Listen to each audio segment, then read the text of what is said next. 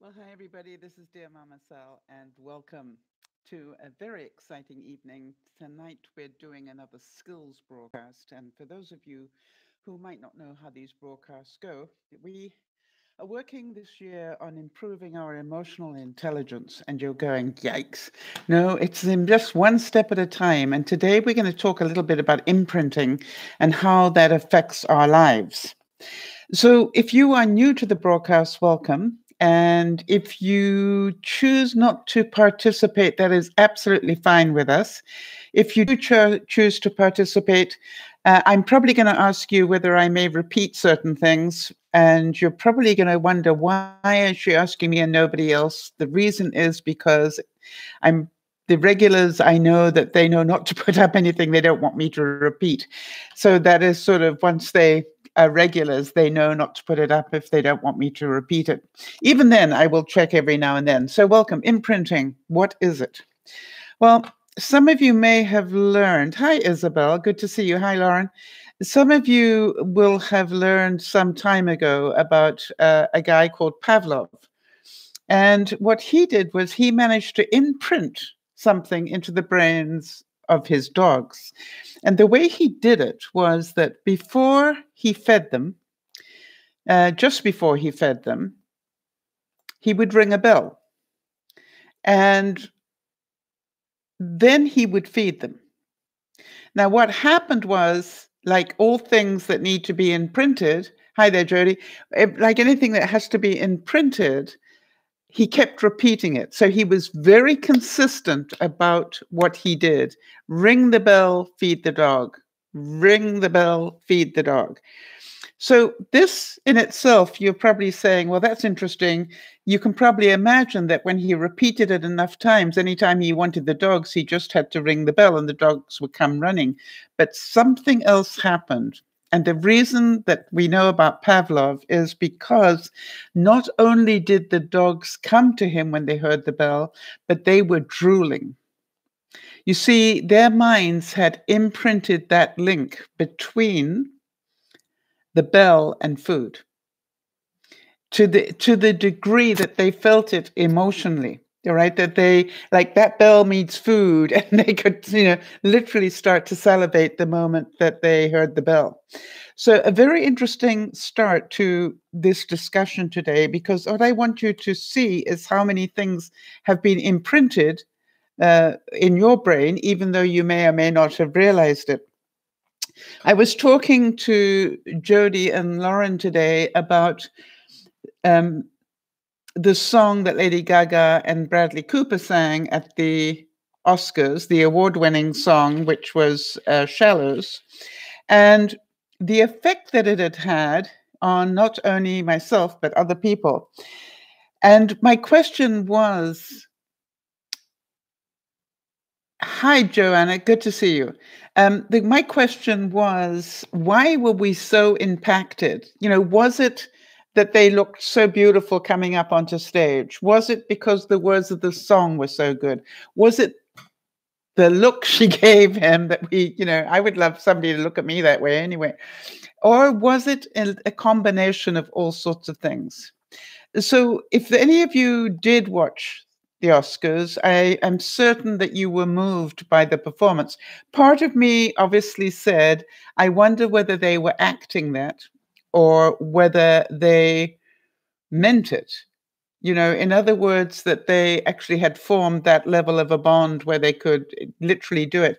So what I did was I went back and looked at other recordings of them singing the song. I looked at a clip from the movie to see how they reacted in that. Then I looked at another live broadcast that they did in New York, I think, where they sang it. And the interesting thing was you could just see that this bond developed over time, and also the whole thing about him sitting next to her at the piano and being that close to her developed over progression of time. So I'm still not sure, what the story is, but I do know why it impacted me. So the thing was, I believe it was more than just the way they were dressed. I think it was more than just the Oscars. I think it was more, or even more, than the fact that he never took his focus off her from the moment they started singing. From the moment they started singing, his whole focus was on her, but 100%, almost laser-like on her. And everything he did was around her. He never lost contact, if you like. And then you add, it was her song and she wrote the words to it, and you could feel that. So I believe that the melody did have a lot to do with it, especially for her. But to me, what made it so impactful was all of those things. I believe the reason it imprinted was because it all went together so unbelievably well, and we couldn't work out were they really in love in real life or not. And so that was the imprint. Now, Jody, I know that you've got that song imprinted in your mind, and I was going to suggest to you that it's a magical song to make a change with if you're looking to make a change. And the reason I thought about that was I'm pretty sure that you are hearing the word shalala la la la la la shalala la la shalala lo lo, right? Shalala la lo. I was thinking, wouldn't that be magical if you could listen to that shalala la la la la la, and instead of doing the shallow end to it, just go and let's try and think. Can you think of something that you'd like to work on for the next week or so, Jody, just so that I can give you an example of this? Because I realized we could use that imprint to help you change something. Give me anything that you'd like to improve during Lent, other than the things you've already agreed to do. And I, for example, I'm correcting myself into eating more healthily again. So I'm listening to that refrain, and I'm ending it with, all right, so Jody, you can go sha-la-la-la-la-la, sha-la-la-la-la-la, and I am creative now. Right? In other words, that's how to end that when you're singing it in your head. I'm being more creative now. Now your voice in the head's going to go, no, you're not. And you're going, yeah, but this is why I want to remind myself that's what my focus is for the next month. I'm being more creative now. Do you understand what I'm saying, Jody? Put that into the song so that every time it starts to play, you will end it with, I'm being more creative now. Get it? Do you understand what I'm saying?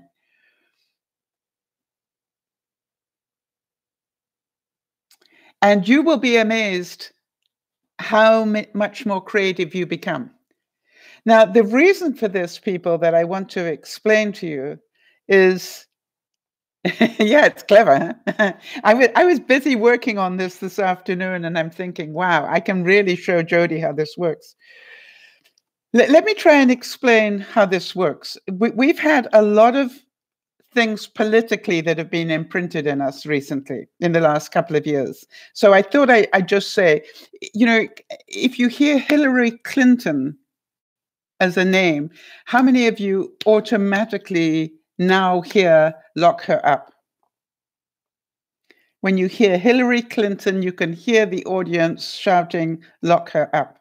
You see, that was an imprint, an intentional imprint that was put into our brains. If you think about the Mueller investigation, the imprint now, hi there, Nana, the imprint is no collusion, all right? If you notice, every time that we hear about the Mueller investigation from the White House, the words no collusion are followed straight after it. It's amazing how those two were linked, and they were linked intentionally to imprint that into your brain. How about if I say Mexico? How many of you automatically think, and they're paying for the wall, right? Because that was another imprint. All right. I'm going to pay. We're going to build the wall. Who's going to pay for it? Mexico's going to pay for it. It didn't happen, but that was the imprint. And for a lot of us, for a long time, we're going to link those two things up. How about Ted Cruz? How many of you, when you hear Ted Cruz today, automatically smile and think lying Ted Cruz? Because that was another imprint. If I said Senator Warren, Pocahontas, it automatically comes in as the imprint. So these imprints were all put in intentionally. And the reason is, why did they work? They worked because of one simple thing: repetition. And I want you to be really aware this week, for those of you who watch the news, how many times these linking situations, these imprints are put in front of you. Because if you can see how often it happens, you will also be able to guard against it. Now then, let's think about, do you have examples in your own life of imprinting? I think so. If I said to you 2 and 2 equals, what do you automatically think? 2 times 2 equals 4. Why do you think that? How many times did you repeat that until you got it? 4 4s are 16. Why do you know that? Because you repeated it so many times until you got it, until it was imprinted in your brain. 5 5s are 25. And how do we know that? Because we were told that and we kept repeating it until it became part of our lives. But if I ask you, what's 14 times 14? The chances are you'd have to say, give me a moment. Right? Does anybody know that instantly? If you do, you're in a different league. But the reason that we can't instantly come up with 14 times 14 is we did not repeat it. We worked it out. We never went into that rote thing where we kept repeating it until it was stuck in our brains. And how many of you learnt your tables with music? How many of you learnt your 2 times table to a rhythm? The music helps to have a beat to it, actually helps the memory in those things. Now, I was thinking, we not only get imprints of information like that, but we also get imprints of visuals. And I was trying to think, what visuals are imprinted in our brains? And I just wanted to know if any of you have an imprint of the Battle of Iwo Jima. When you hear about that particular battle, how many of you automatically see the raising of that flag, that iconic picture of the American flag being lifted up?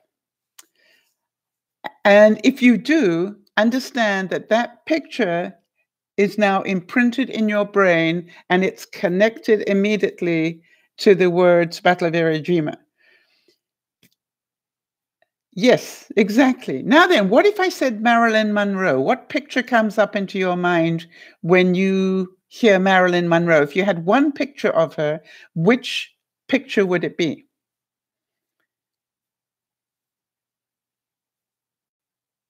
We got lots of different, situations. The white dress. Yes, I agree, Jody. Standing over the vent with the white dress blowing up. You see, that they actually, yeah, that's right. It became an iconic link. Marilyn Monroe and the dress, they became one. We don't see her without seeing the white dress. Great minds think alike, you two. Lauren's also there as well. All right. Now then, here's another one that I was thinking about. If you had one picture and you could only remember one picture of 9/11, what picture would that be? And I'm interested because I actually found that I had 2 pictures of that came to me. And that struck me as unusual, but 2 pictures came to me almost together.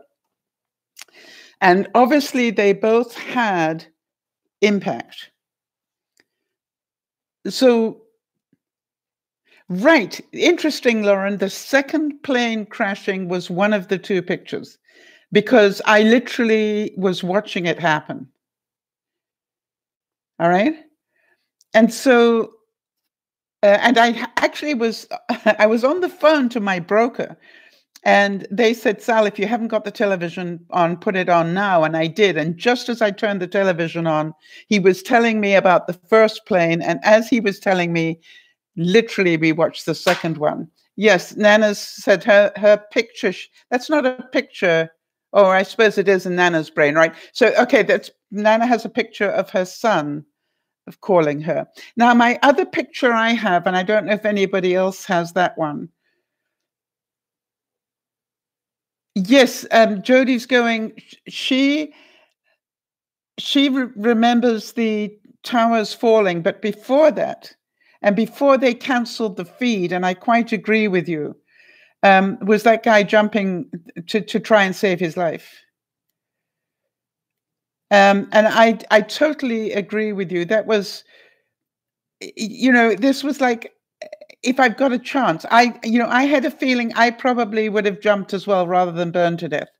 I don't know, but that was another thing, which was they stopped that feed very quickly. Obviously, some producers said cut that feed immediately, but those of us who were watching it live got to see that, unfortunately. And it's not a picture you can erase from your brain because it was, when do you ever get to see that? Now, the other one that I had was the picture after it was all over, where they were just the ashes of everything, the rubble, and then those two bits of the building still standing up. All right. And that to me sits in my mind more than anything. It's really, I don't want to, although I know the picture of the plane crashing has a great impact in my mind, as does the guy jumping. But in fact, I can remember there were two or three that jumped while I was watching, but I've chosen not to remember those as much.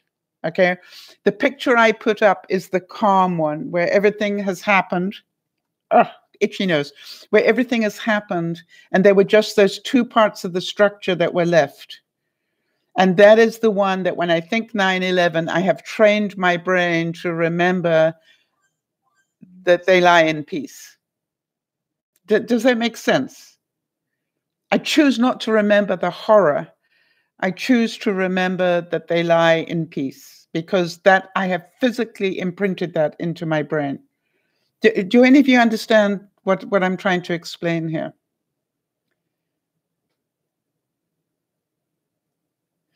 The other thing was the assassination of JFK, for those of you who are old enough to remember that.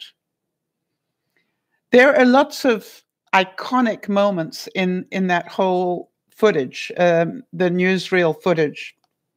But the one, oh, such an itch, sorry.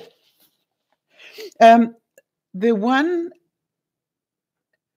that I choose to remember of that whole event, so whenever my mind thinks about the JFK assassination, what is the picture that you have in your mind when you think about JFK and his assassination? What is the picture that your mind brings back?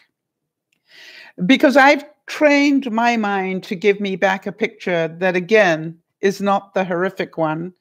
It is not a picture of Jackie O trying to crawl across the back of the car. It is not the shot hitting JFK or one of the shots. Yes, I agree with you, Jody. I have trained my brain to bring back the picture of 4-year-old John, if I think he was 4, saluting to his daddy. That is the picture, and with Jackie O, as sad as she obviously was, boy, did she act with poise that day. What an incredible leader she was in that, during that whole thing. I still to this day don't know how she did it. And so to me, I have told myself I don't want to I don't want to remember the bad bits. I want to remember little John saluting to his daddy. So we get to choose what do we remember. And so now I was going to say, if you want to think about it, we've got all sorts of imprints that we've got in our brains from advertising. And the interesting one that I wanted to talk about quickly was Coca-Cola. When you think about the Coca-Cola slogans, which slogan do you remember? And there is a really interesting reason why I'm asking you this.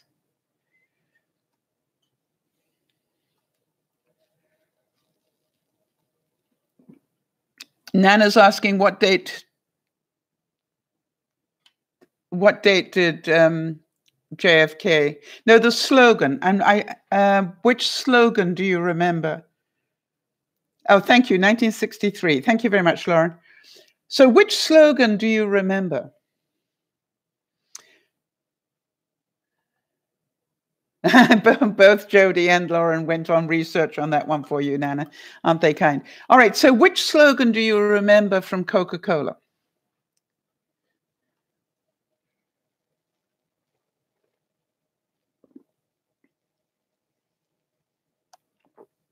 Yes, regardless of what year you were born, Nana, I'm pretty sure you've seen all the pictures many times over because, you know, they keep getting shown almost every year. So, all right, so that's not a slogan, Nana. That is a picture. Nana keeps saying that she remembers the Santa. I understand that, and it's a great iconic imprint. But I'm trying to talk about slogans, you know, which tagline, I don't know how I can describe this for you. Which tagline from Coca-Cola do you remember?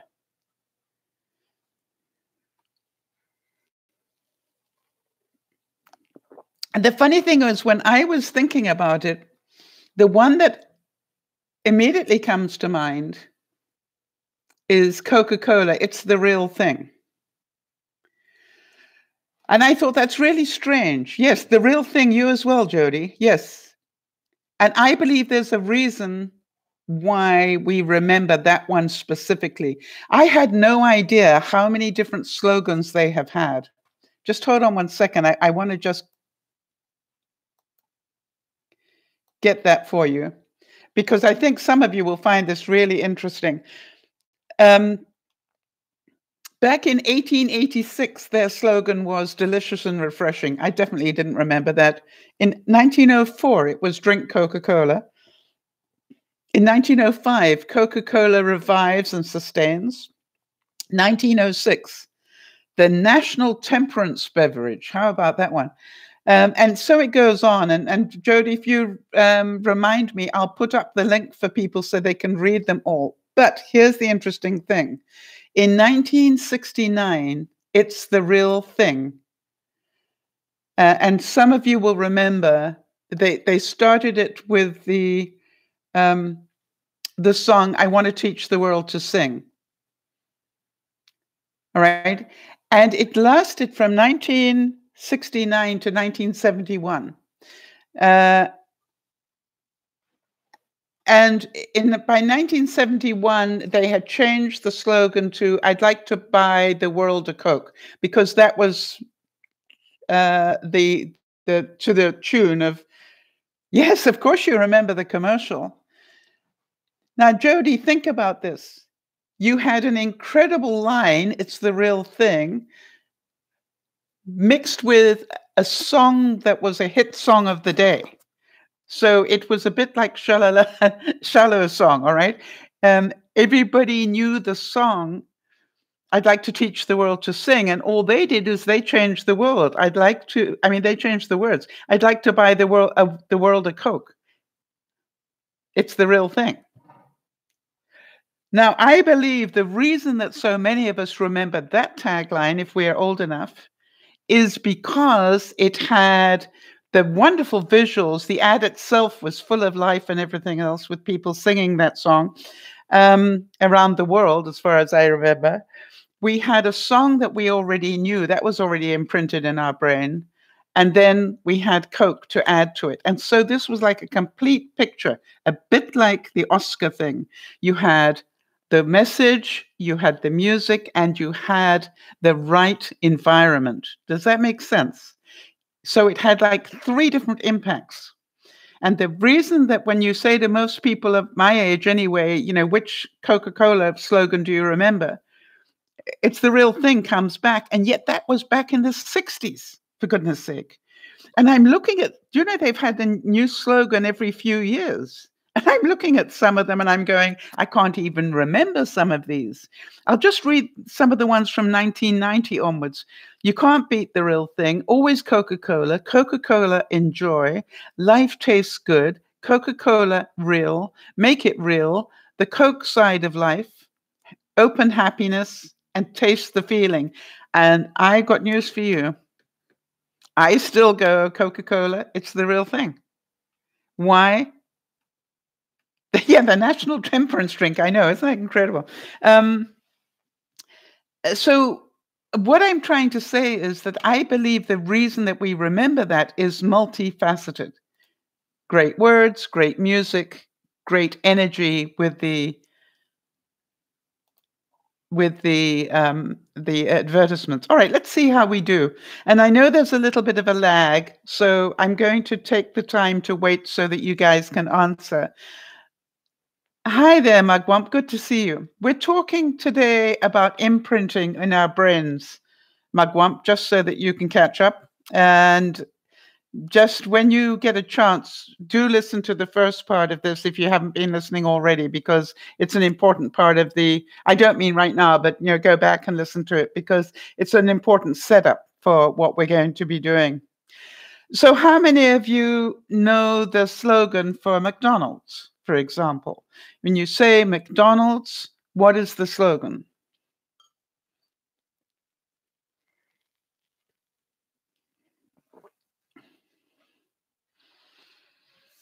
Is it imprinted in your brain?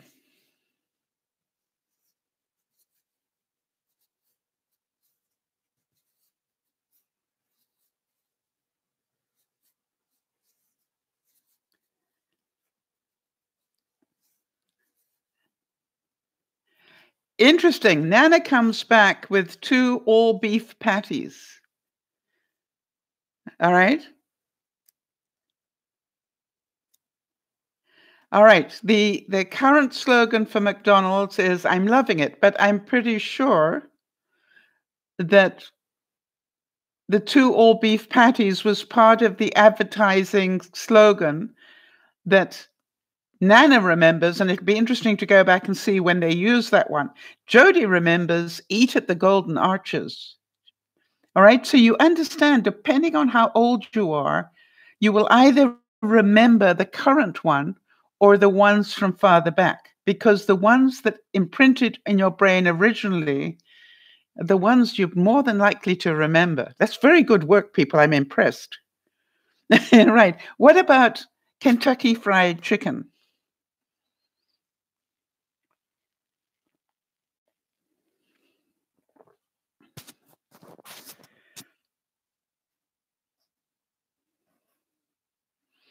When you hear Kentucky Fried Chicken, hi, Kerry. When you hear Kentucky Fried Chicken, what immediately comes to, what is imprinted in your brain? Right, Beth. Hi, Beth. Beth's saying finger licking good. It's finger looking good from Mugwump. You see, they've never really changed it, I don't think. They've always kept with it, which is why Jody and Laura and everybody else, all right, everybody is coming up with finger licking good, because that is, and Beth saying, I live in Kentucky. I mean, really. So you look at it and you go, the reason it's imprinted in our brain is we have been saying that for a lifetime. For as long as, it's been around, we've been saying the same things. And that's why it's imprinted. How about Subway? For those of you who know Subway, what comes to mind when you think subway?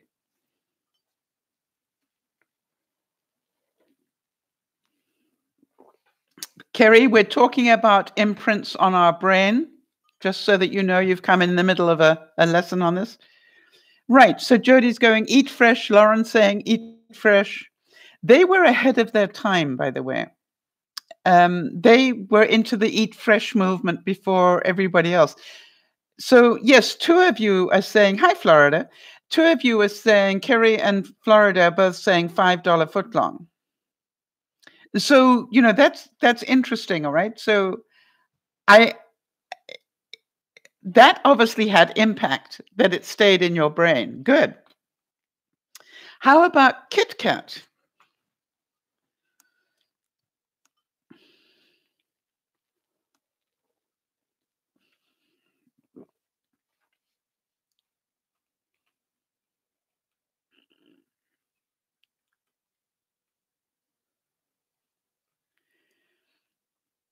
All right, we'll Jodi, can you make a note just so we can discuss Kerry's new job when we finish the lesson? Yes, have a break with a Kit Kat.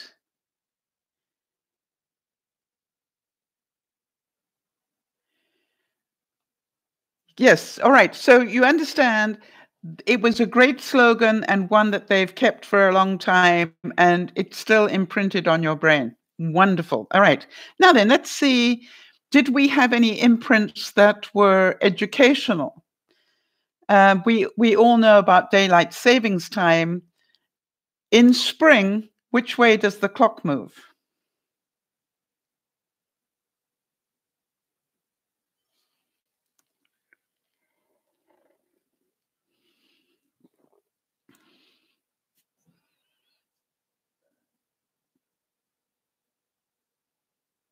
Kerry's saying forward, Jodi's saying forward.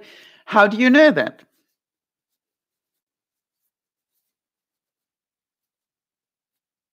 Spring forward. Exactly, Florida, because that's what you were taught. You weren't taught to think anything other than the way you remember it is to say spring forward and fall back. And, you know, once you repeated that enough times, it was imprinted into your brain. And anytime you start saying to yourself, you know, we're about to have daylight savings time. I think we are, aren't we? Any minute now. I think it's coming up very soon.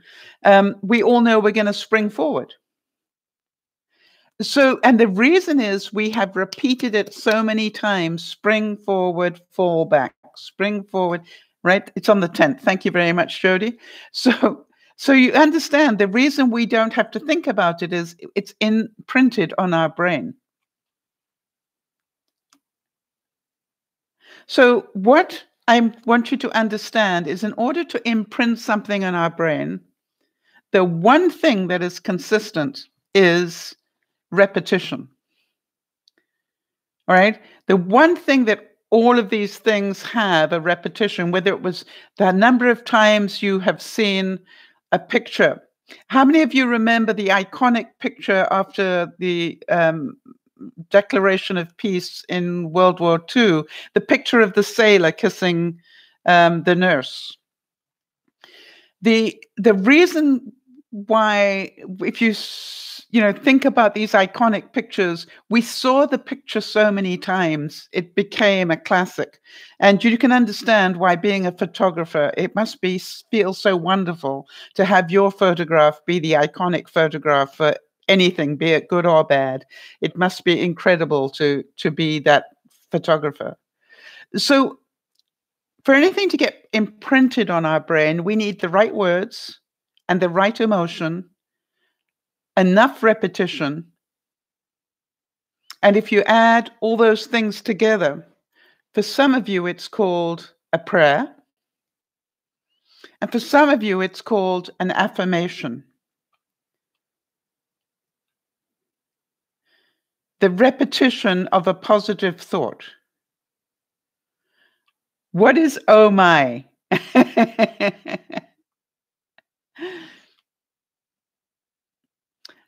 I wanted to, you see where I'm going with this, right?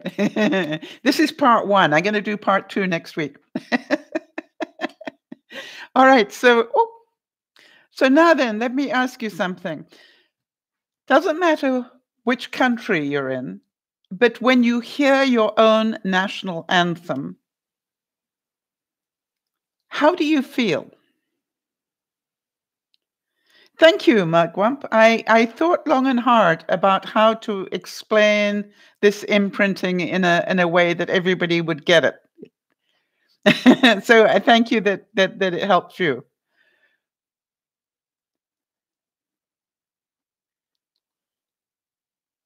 Well, hi, Colette. Great to see you. All right. So when you hear your own national anthem, what emotion does it bring out in you?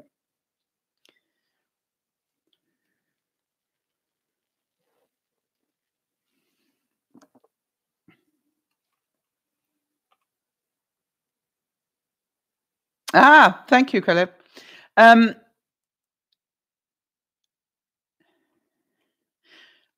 I'm talking about the anthem, Kerry. Yeah, I understand that at the moment it doesn't bring out the best thoughts for you. All right.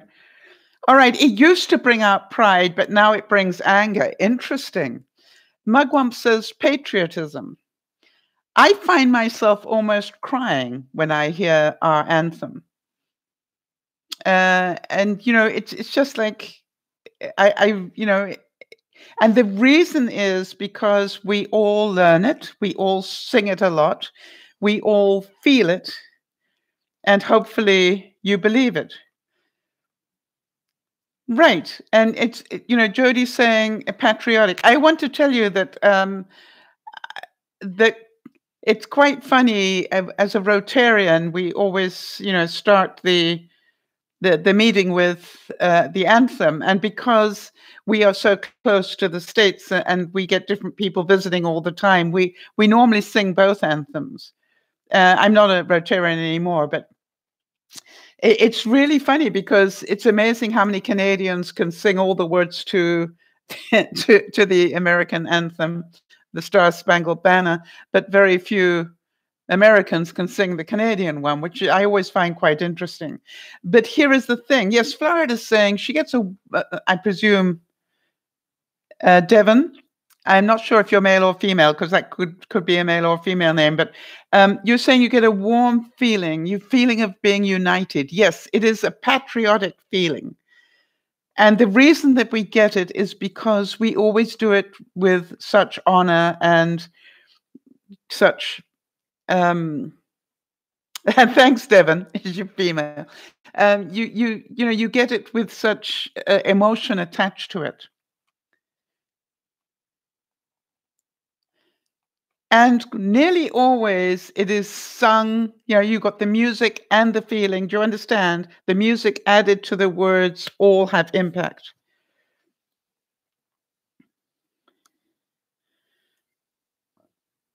Right, that's interesting. Isabel saying, when I go on vacation in New Jersey, on the boardwalk every morning, they put up the song and everybody stops what they're doing and just I think that's wonderful. Yes, everybody just stops for a second to remember. I think that's wonderful. Thank you for sharing that. All right, so if we know that all these things have impact, if we know that if we repeat them enough times, they get implanted in our brain. Kez is saying, hi Kez, I feel loyalty and proud towards the Australian national anthem. Do you feel loyalty towards the anthem or loyalty to Australia? Now, I wanted to bring this into a more practical point for you all. Because I'm pretty sure that because we're all concentrating on emotional intelligence this year, you understand that when we get the right words, the right emotion, enough repetition, we are going to get something called an affirmation, and it's going to stick and be imprinted on our brain. So what if we started to use this to our advantage? And I was thinking, try and think of something you want to change in your life. Maybe it's the way you react to a certain person. Or maybe it's your reaction to certain words. One of the things, Lauren, can I tell the story about your Christmas word thing? Again, I know I've told it once before, but seeing as you're in the room, I'd like to just double check before I repeat that one. Because one of the things that you might want to do is to get a buddy and get some help. Yeah. What I found, Lauren spoke to me one day and we were talking privately, and she said one of the things that really gets her upset is people using the word Xmas for Christmas because it's disrespectful and almost blasphemous, I think. And I said to her, that's really interesting. Who taught you that? And then, she heard that at church. And I said, okay. What I said to her, isn't that interesting? I was told in church that it actually wasn't that the X stood for Christ on the cross, and therefore it was fine. And she said, I never heard that. And I said, you see, it depends what you repeat. If you keep repeating that it is disrespectful, everybody starts to believe that, right? One person starts to say that's disrespectful, everybody starts to believe it. But if one person, and I must have had a really good person tell me, which was, no, it stands for the cross and therefore it is fine, it changed my whole thinking. So sometimes we can change it just by changing our mentality. And so this is what I thought, if I can use an example. Let's say that you've got a friend in your life, and let's call her Jane, and that for some reason, okay, hang on a second. Oh, that's interesting. Isabel said she learned that, yeah, she thought it was a shortcut. Now she doesn't write it anymore. Yeah. It's interesting. Kez is still following up on the Australia thing. She says that, and I know there's a delay in the feed, so I understand that, Kez. What she remembers when she hears the anthem is the Australians and how you pull together at times of need. Yes, I always think about Canada in terms of for how long we were the peacekeepers of the world. All right, so let's get back to our example here. Let's say you've got a friend, an ex-friend maybe, called Jane. And the reason that you don't think well of her is because at some time in her life, she betrayed you. I'm using this as an example. Therefore, your emotion is probably quite high, either that one of hate or anger, whenever you think about Jane. Now, if you want to change the thinking, it really requires that you just change the way in which you process it in your mind. All right? So if you stop thinking about Jane as a betrayer and really think about Jane as a damaged person, who hasn't learned as much as you have yet, if you can see her as damaged rather than a betrayer, because the only people who do betrayal and stuff are people that are not secure. So therefore, in some way are damaged in terms of their learning or their upbringing or whatever. They haven't had the benefit of what you have learned. They haven't learned how to be loyal, how to be, all those things that you understand. So if you can stop seeing Jane as a betrayer and see her rather with compassion, do you understand the way in which you deal with her will be different? Does that make sense? If you see her as somebody who lacks knowledge, then you will deal with her in a different way. And so part of what I would ask you to do, we're talking about, we're talking about a time of year for those of you who are Christian, which is Lent and moving into Easter. I was thinking that, some of you may want to change your thinking about certain things. And if so, or some of you may want to choose to change your habits. One of the things I did when I quit smoking was I changed my thought process. And if any of you have ever quit smoking, you will understand why that is necessary. You see, what happened was that every 20 minutes or so, I would get this trigger go off in my head that says, I need a cigarette. I need to stop and have a cigarette. That was just it had been a routine in my mind for so many years. And just because I quit didn't stop what was going on in my brain. And so what happened was I realized what I would need to do is to change the thought process. I was never going to completely overwrite the tape, but I could change it with enough repetition. Remember that we need repetition to change it. So what I used to do was I'd hear my mind say, I need a cigarette. And then I'd answer back in my mind with, actually, no, you need a break. How about we go and get a coffee? And I'd say, no, I've just had one. Well, how about doing something fun for a couple of minutes? Or how about you sit down and read a page of a book? You see, what I knew was that a cigarette used to take me about 7 minutes. And what I had to learn was to take the break in a different way. Does that make sense? And so now I don't think so much about I need a cigarette. Now I think about it's time to stop. You see, I've managed to completely change that thinking. The only time that it comes back with I need a cigarette is if there's a great amount of stress. Then I still hear, a boy, I could do with a cigarette. And I go, no, you can do without a cigarette. You just need to cope with what is in front of you. And so that the imprint is much less now. I've almost erased that imprint that was in my mind. Some of you know that a couple of years ago, I got a bit of a scare because they thought I had cancer. And the interesting thing that I found was that I was going to have to wait for about 2 months for them to give me the results. Due to, number one, I live in Canada, but number two, it was the time of year when, a lot of people go on vacation. So everything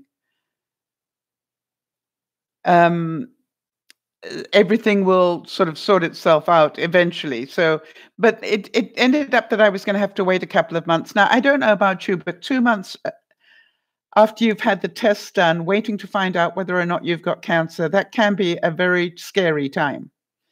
And what I decided was I was going to change my thinking during those 2 months. I was not going to spend 2 months wondering whether I had cancer. Magwamp, it's my pleasure. She's saying thanks for doing this topic. I'm glad that it's helping. So what I did was I had seen a method of painting called pour art, P-O-U-R. Hang on a second. Wait. Let me just turn this a bit so you can see. Okay. And I don't know if you can see that picture, but if you add oil to paint, you get these cells that come up. Hang on, there's another one on that wall. You see that? Okay, so I'd seen this method of painting and I thought, gosh, that's really interesting. And it's something I've never done and I'd like to try. But most of all, it creates cells. And so what I did was I started painting, and those of you who were around at the time will remember that I started painting on little bits of paper about 1 inch square. And I really had no idea how to do this, and it wasn't easy, as some of you found out the hard way. But it really wasn't easy, but I kept going, and every time I saw the cells appear, yeah, actually, I've still got some of them in my studio, the little bits, the little 1x1s that I was doing. But every time I saw the cells appear, I kept saying to myself, oh, look, cells, healthy cells. All right. I kept saying that to myself. That's what the whole reason I did that, wanted to learn that type of painting. Now, some of you will know that I actually worked at learning this art like morning, noon, and night for 3 months. I think that's how long it took, at least 2 months anyway, to get the results. And the interesting thing was the results came back clear. Now, do I think that I healed myself? Not necessarily. What I do know was I didn't worry myself sick for 2 months. I was so busy, totally engrossed with learning the new skill that I did not think about having cancer nonstop for 2 months. Do you understand? Which alone can cause the cancer, by the way. You see, what I did was I imprinted healthy cells in my brain, not sick ones. Because what we think about most, we are inclined to attract. All right, for those of you who understand the law of attraction, it's what we think about most of the time that is what we attract in our lives. And so what I knew that to be true, and so I didn't want to attract cancer. What I wanted to attract was health, healthy cells, and that is why I did it. What you fear, you create. Exactly. So what I wanted you all to do is to understand the principle. Next week, what I would really love to do, if any of you would care to do it, is to let me know, what it is you'd like to change and what song you're going to link it to. What is the one song in your life you're always humming? Do you have one? Do any of you have one? I'm trying to think which one, other than the Shallows thing, which is the new one, but the one I sing a lot,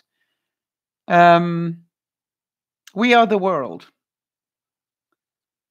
I still hum that all the time. So think about whatever song it is that you sing a lot. And then what I would recommend is that we find ways of linking that. The same as I said to Jody, fit in whatever your goal is into the words, into that rhythm of the song of The Shallows. Because if she can, every time she hears that ringing in her head, can automatically come up with the words of what her goal is to become more creative, she will, in fact, probably find herself being more creative without realizing it. Does that make sense to anybody? You see, because that's what we're imprinting. It needs to have passion, it needs to have creativity, it needs to have music, and it needs repetition, and you need to want it. All right, so you are my sunshine, my only sunshine. Yes, you make me happy when clouds are gray. All right, so Beth is saying that that's her song. She used to sing it to Victoria and now to her grandchildren, Lucas and Lily Rose. So you are my sunshine. So Beth, what is a goal that you're looking to create?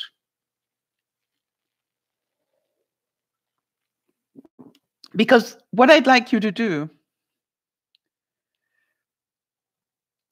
All right, so Kerry's talking about Breathing by Ariana Grande. What I would suggest, Kerry, is find a goal that you can create, you can put into the song. You understand? Put your goal wishes into the lyrics of the song. You can't, Beth, can you recreate your past?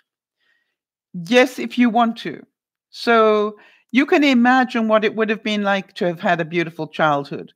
But what I believe is that you can create a beautiful childhood for your grandchildren and your children, who are now grown up, but through your grandchildren, definitely, and also live it with them, right? It's very difficult for you you can't relive your childhood, but you can live it vicariously through your grandchildren. You attract what you think most about. Absolutely. Yes, there is no doubt about that.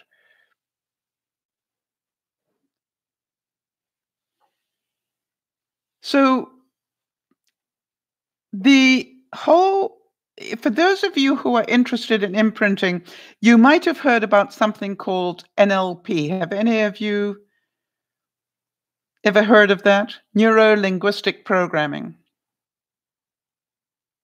Yes, Beth is saying she wants to show her grandchildren that I will always be there for them, even in bad times. I think that's the one time that they need us, is in the bad times.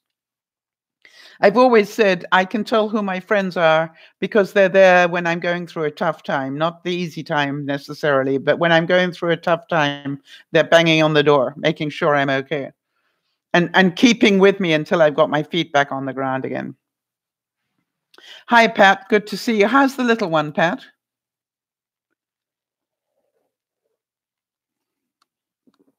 Still coughing. All right. So for those of you who might or might not have ever heard of neuro-linguistic programming, it's something that came out and became very... All right. No problem, Pat, at all. We're talking about imprinting our brains. Neuro-linguistic programming became very popular in the 70s. And one of the people that used it a lot was Tony Robbins. And he actually reckons that he created his becoming a millionaire by imprinting his brain. So I thought what I'd do is to give us some quotes from Tony Robbins so that you can understand what he kept saying to himself and to other people ended up being an affirmation that turned out. Oh, Nyasha's saying, I never knew. Things can be attracted to us just by thinking about it. That's good to know. It's also bad to know, Nyasha, because if you keep thinking negative things, you will also attract the negative. Makes sense. So the important thing is to have the ability to be able to change the negative thinking into positive. That is why I wanted to teach you how easy it is to imprint. And it lasts a lifetime, as we have proven. All right. And so, but you can overwrite that imprint if you want to, but you need to do it with a lot of repetition of the new information. Tony Robbins said, it's okay to identify your problems, but give your power and energy to the solutions. All right. Don't spend your life always thinking about the problem. Think about the solution. I was thinking, for example, Jody, with her health situation. All right. She's going to have health challenges probably for the rest of her life, and she knows that. So she's no point sitting there and spending her time, being angry about the fact that she's got lymphedema. She realizes she may have it for the rest of her life. What she can do is to work on ways to minimize it, not necessarily make it better, but reduce the amount of impact it has on her life. Nyasha, you've got a similar thing, right? That you've got, a number of health challenges and failing eyesight. And by the way, as I have I, and it's like, I not only have failing eyesight, I have failing hearing and all sorts of things. So, I can spend my life feeling really sorry for myself, or I can go, what am I going to do to be able to make sure I can continue to do the work I do? I'm already busy programming in my mind what I can do, not what I can't do. And as Tony Robbins so rightly said, your past does not equal your future. Right? Whatever happened in the past, Beth, does not have to become your future. And, the most wonderful thing is, I think that your grandchildren are going to benefit so much from what you have learned. You will teach them the best of what you know, not the worst.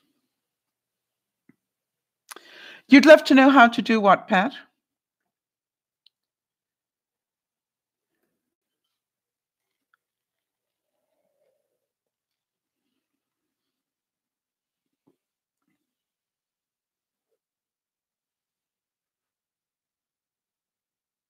The other thing that Tony Robbins said was that every problem is a gift. Without problems, we would not grow. Think about that. Every problem is a gift. Without problems, we would not grow.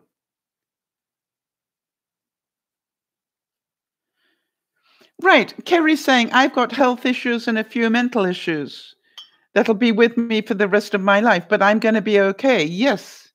To imprint the positive just requires an affirmation of, Pat, if you listen to the front end of this broadcast, I'm not sure where you joined in, but I was explaining what it takes to imprint something on your brain. So, if you get a chance, listen to the front end of this broadcast. And where I showed how different things have been imprinted in our brains. The main thing is you need the positive statement that you want, and then you need to repeat it a lot.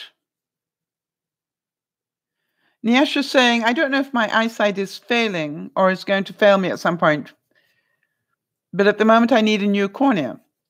Yes. Luckily, you live in this day and age, Nyasha. Give thanks for that. Because in this day and age, it's possible to get a new cornea, right? If you'd lived 100 years ago, that would not have been possible. So that is one of the things to be very grateful for, that, it is possible to get a new cornea.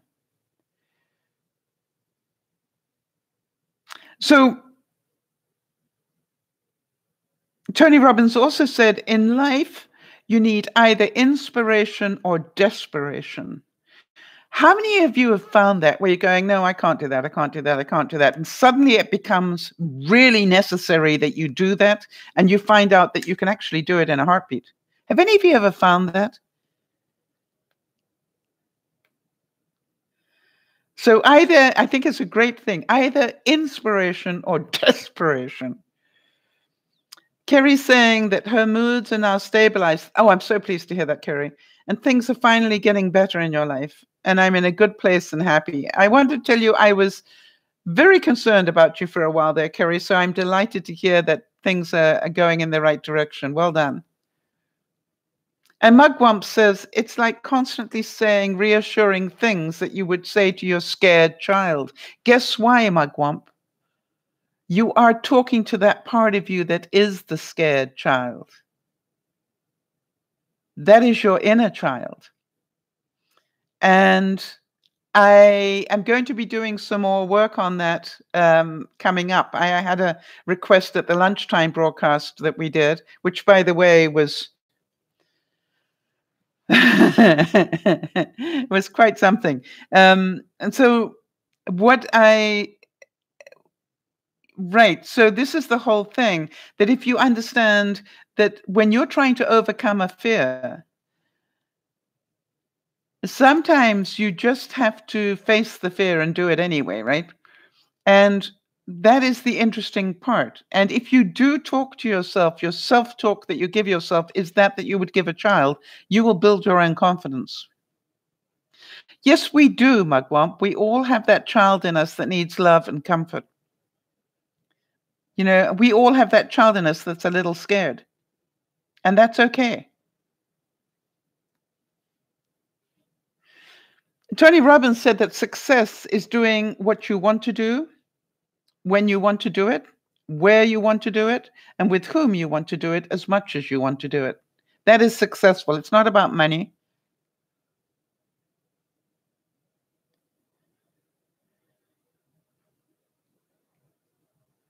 All right? It's about that you do the things you want to do. And you all have things that you want to do, and you've all got all the excuses in the world why you can't do them.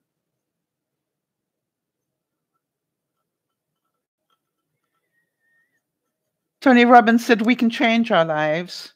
We can do, have, and be exactly what we wish. Yeah, Kerry's saying, I've got a stable employment, I've got a roof over my head, and I've got a great guy in my life. My family is doing good, and I constantly do gratitude checks. I want to tell you, Kerry, that you know that you have got mental health going for you when you can see the good in your life and that you're doing those gratitude checks. One of the things, that we were talking about at lunchtime again is, the journey from getting stuck in emotion, to the rational is you need to do something. And one of the things to do is to be grateful. It gets you out of this, hamster wheel of emotion.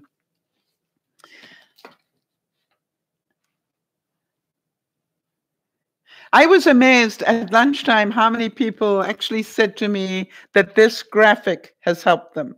That's imprinted in their mind now. They can feel that they're in emotion and they realize they need to do something. Oh, I didn't ever realize that that was magnetic. I learned something today. All right. I'm going, what is that pen doing? Stuck there. But a couple of people at the lunchtime broadcast said they remember this graphic that I keep drawing and putting up, and so I've now added the do, because I want you to see the way you get out of emotion and get into rational is to do something. Stop being emotional. Do something. Doesn't matter what it is. Do something the same as you would you distract your brain. Happy birthday to Mike. All right, so Niash is saying, I think this topic is major to overcoming depression, anxiety, and all the fears that lurk around in our minds at one point or another. This is great. Well, I'm glad that it's great for you. You took a screenshot of the whiteboard, Mugwump, with the pen, I hope. Very important that you have the pen. Can you believe that I never knew that was magnetic? Amazing, the things you found out by accident. And perhaps one of the most famous quotes from Tony Robbins, and you've all been in this place, that if you do what you've always done, you'll get what you've always gotten. The same way, if I keep eating the way I've always eaten, I'm going to continue not to lose weight. In order to lose weight, I have to change my eating and get more exercise. End of story. I just got to find fun ways of doing it. That is my choice. My choice is not to make it miserable. I literally spend all day working out what do I need to eat so I can still have my ice cream at night. Yes, Beth, absolutely. Beth is saying the hamster wheel. I should draw the hamster in there, shouldn't I? Right. Maybe that will make sense to people. Hang on a second, people. Okay. Oh, I drew it in the wrong one.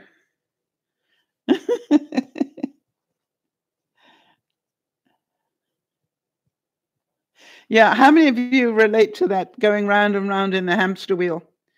And you're so scared that, if the hamster wheel stops, you might just fly off into the world and never know. So I want to tell you, Beth, that used to be my biggest fear. What do I do if they find out that I'm on a hamster wheel? And I'm not under control at all. I'm just trying to keep up with everything. And what I found now, Beth, and that's the greatest gift retirement has given me. I found out that my real speed is nothing like the speed I used to go at. It really isn't. But that is just, I earned that right to find that out.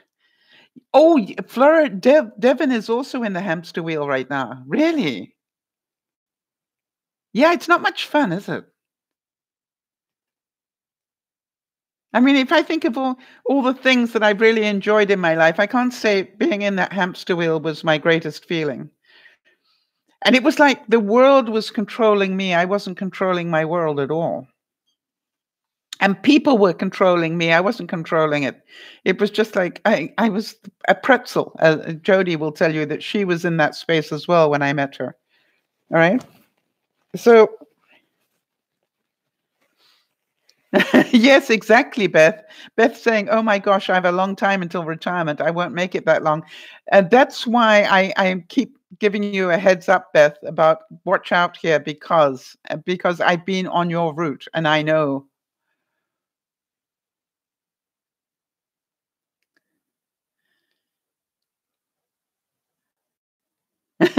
Kerry's saying, obviously I use the right expression here for people. Kerry's saying, I'm clinging to the side of the hamster wheel, praying it doesn't crash. Yes. How many of you feel that, you've run so fast and now you're just hanging on for dear life? Yes, conquering my mind is greater than conquering the world. I really can't believe that they don't teach us how to do this when we're at school. How many of you would love to have learned some of these things that we're working on every week a lot earlier? Jody's saying, I used to work 12 hours a day and run a small business. And now I look back at that and think, how did I ever think I could keep that up? I became ill and everything came to a halt. Jody, I want to tell you that I was doing the same thing. I was doing the same thing and working 18-hour days and whatever to prove how smart I was and how good I was at my job. And I literally worked myself to a standstill, and then there was nobody there. Nobody cared. Yeah, Kez is saying earlier would have helped me. Nyasha's saying, what's the hamster wheel in relation to? Nyasha, it's quite all right. Nyasha, what we're saying is sometimes you feel like you're running so fast you can't think any faster anymore. You're doing, it's almost out of control.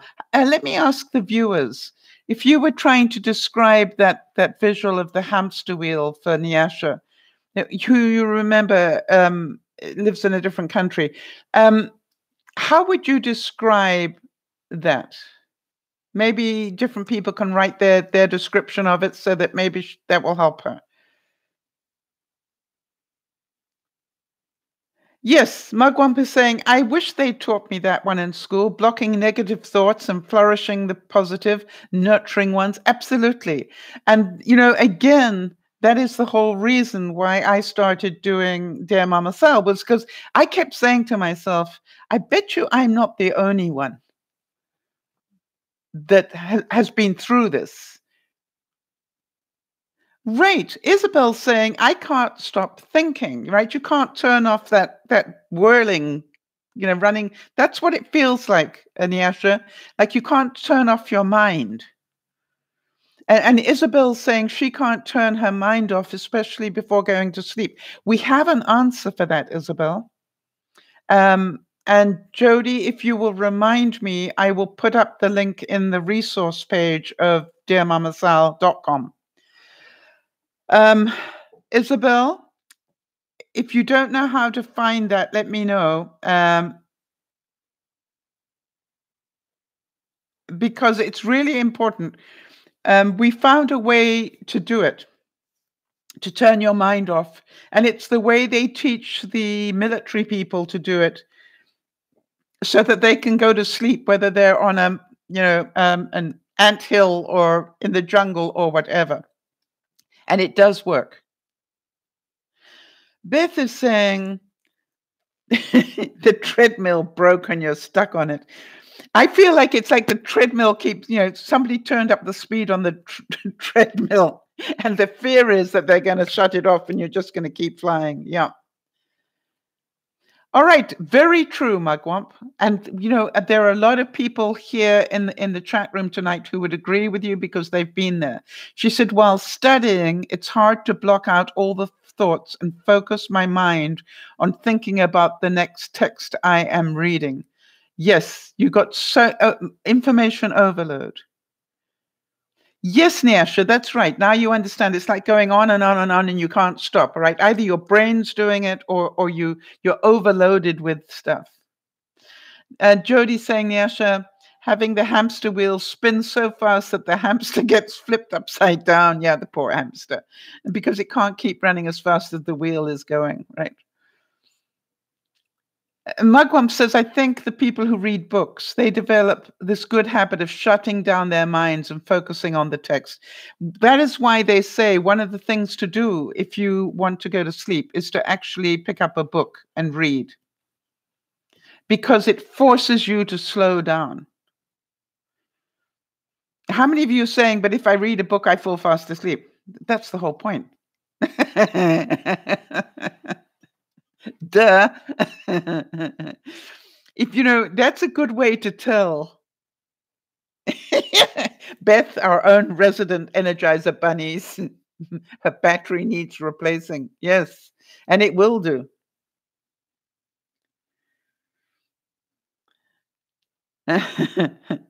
Yes, I agree with you, Kerry. Kerry's saying my mind constantly goes fast and it's tiring.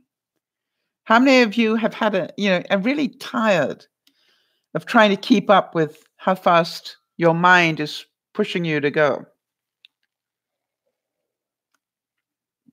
And by the way, you control your mind.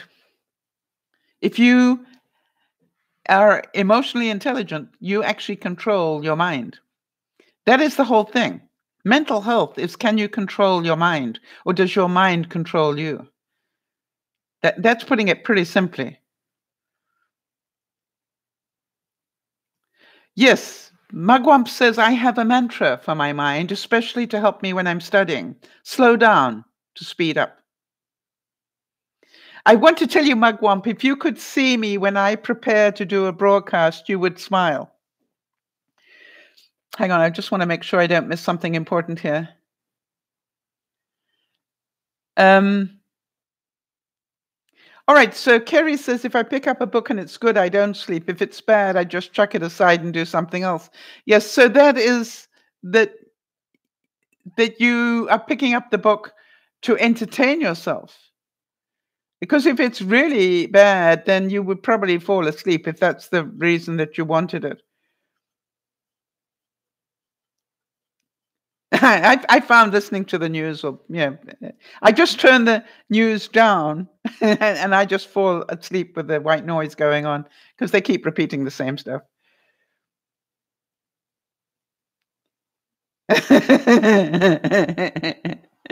Jody's saying, I want to sleep during the day, but catch me at 5 a.m. There's many a night I'll be chatting with Sal. My mind is backwards. Well, yeah, we both have a funny mind clock, don't we? And that's why, I think in a way, that's why we linked up in the first place. Tony Robbins said a real decision is measured by the fact you've taken a new action. If there's no action, you haven't truly decided.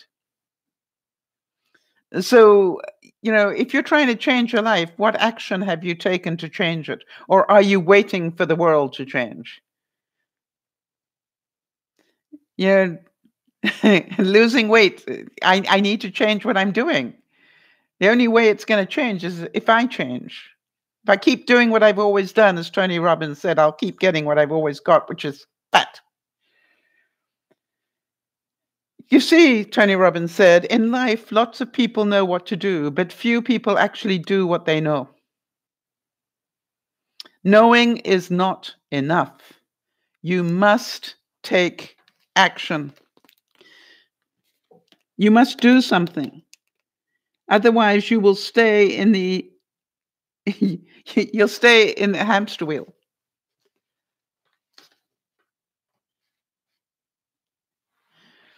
Okay. All right, now that's interesting. Kerry's saying, I don't sleep well and Mike isn't here. His snoring and body heat are comforting and help me to sleep.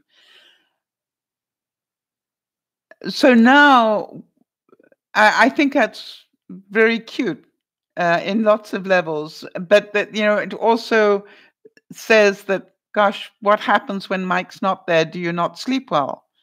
Which means that now your healthy sleep is attached to Mike, which is not healthy.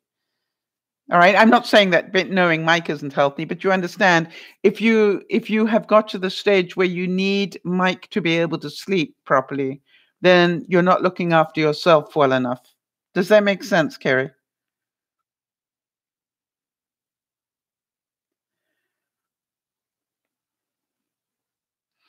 I think it's interesting that Tony Robbins said that successful people ask better questions, and as a result, they get better answers.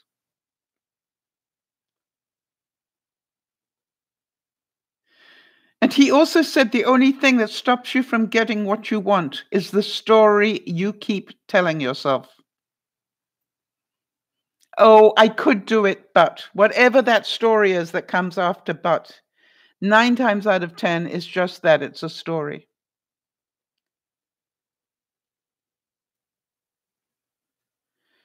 Wow, thank you, Magwamp. Magwamp's saying it's awkward to tell you this, but Mama Sal, but I pray for your good health and long life. I really cherish all that you teach us.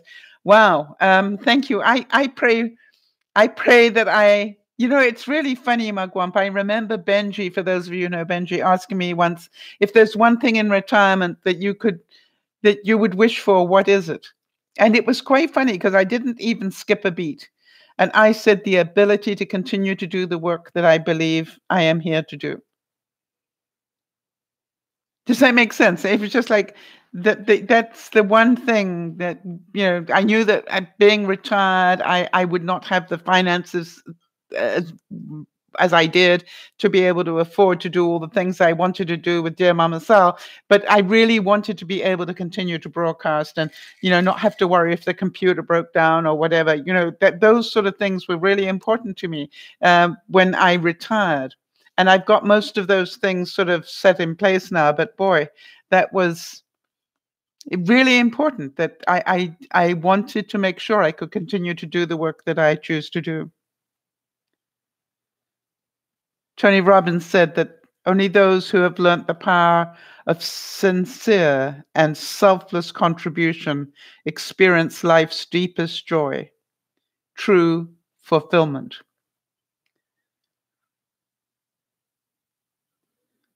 And some of you, I hope, have found that in your life, that you have found true fulfillment.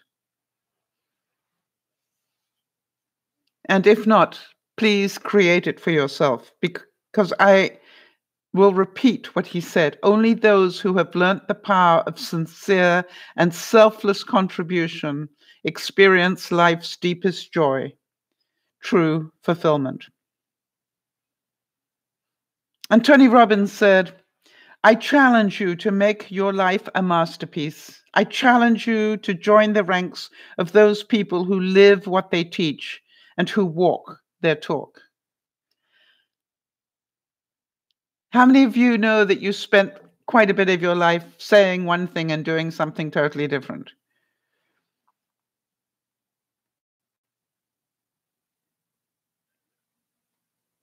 And he said that it's not what we do once in a while that shapes our lives, but what we do consistently. That's great to hear. Kerry's saying, right now, I feel fulfilled and truly content. I want to tell you that that is a great feeling to have, Kerry, to feel fulfilled and content.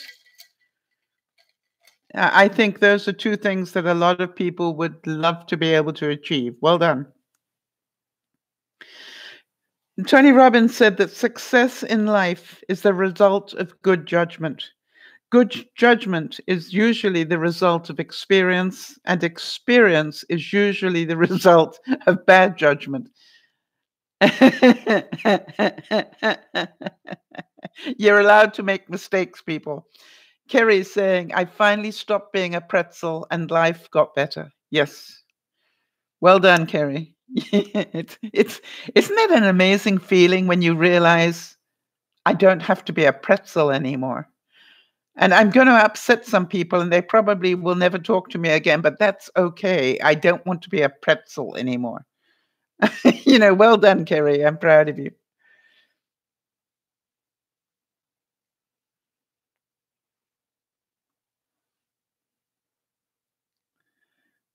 Yeah.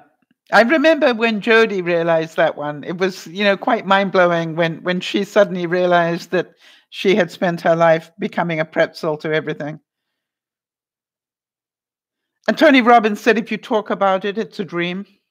If you envisioned it, it's possible. But if you schedule it, it's real. I would actually say, if you schedule it, it's a goal. If you actually do it, it's real.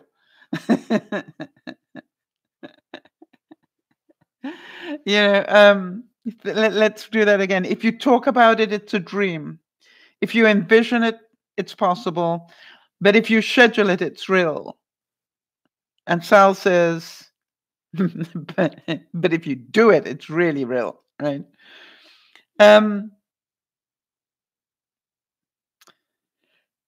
Yeah, Jody is saying that she sure was a pretzel. Life is better without pretzels. Yes, I quite agree. I found that when I stopped trying to please everybody, my life got a lot happier. When it was okay that some people didn't like me, my life got a lot happier. When I got really clear about who I am, my life got a lot happier.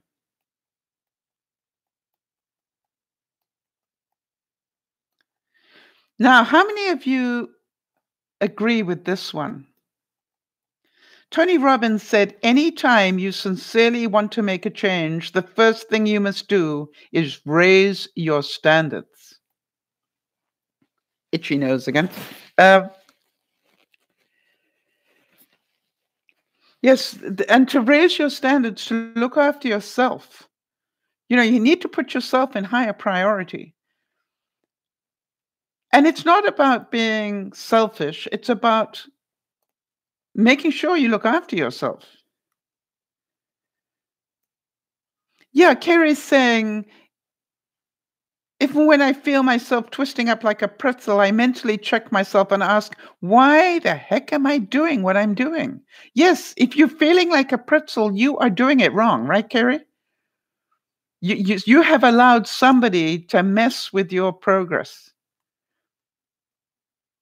I know now that when people trigger me, I have allowed them in. I haven't set my boundary well enough. Wow. Jody's saying, Sal, I'm so grateful that I didn't have an ulcer. The way I was living to please everybody but me. I cannot believe how I lived my life. But Jody, I also believe the reason you are so wonderful at doing what you do today is because you have lived your life.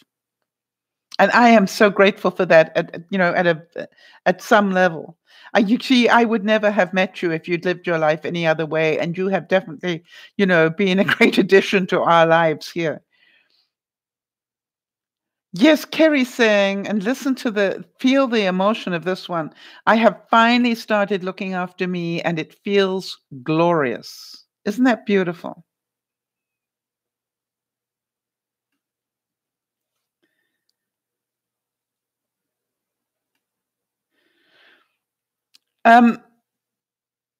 Tony Robbins said, stay committed to your decisions, but stay flexible to your approach. In other words, listen to all the angles before you make your decision. But once your decision is made, don't second guess it. Just go for it. The more rejection you get, the better you are. The more you've learned, the closer you are to your outcome. If you can handle rejection, you'll learn to get everything you want. It's okay to not have everybody like you.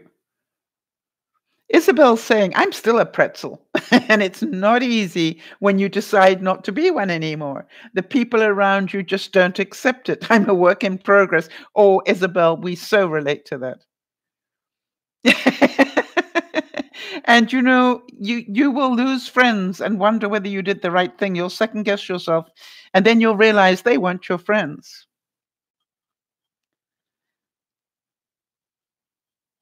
Yes, and just saying, I was the same way. For me, it was sort of fear of losing that individual who doesn't go along with your plan. Well, hello, if they don't go along with the plans you have and for the right reasons.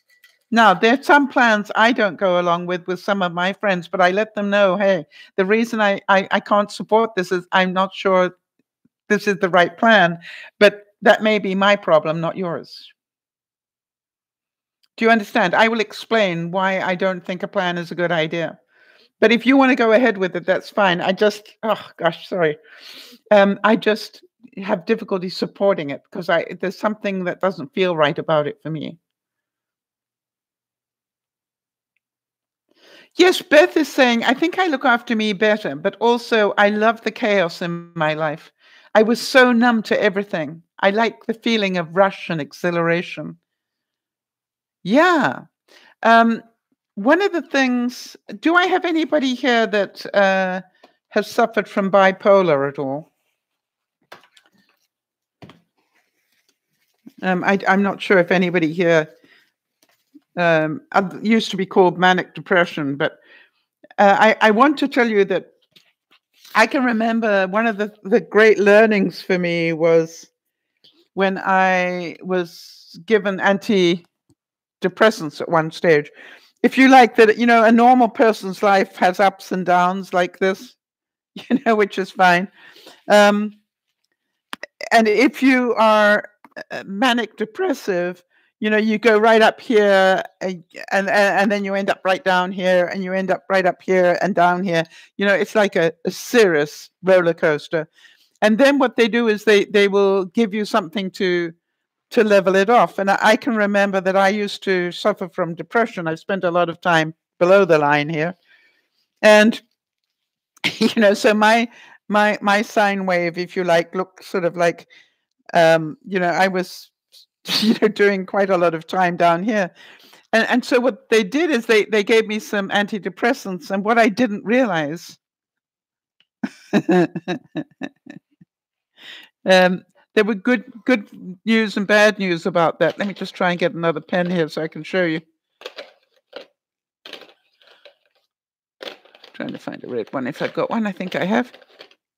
Everything except red. Okay. Seriously, I don't have a red pen? Yes, I do. All right, so here's what I found. When they gave me the antidepressants, and this is what I found. The antidepressants cut out a lot of the bad stuff at the bottom here. Do you understand? It was like it took away those very deep lows. Oh, apparently that wasn't the right sort of pen, but I'm not worried. I'm going to clean this. And then what I found was it, unfortunately, it also took out my highs. And so I remember describing it to somebody. Yeah, Beth, that's right. Depression meds lower the highs and the lows, right? So I'm going, and you're left with blah. And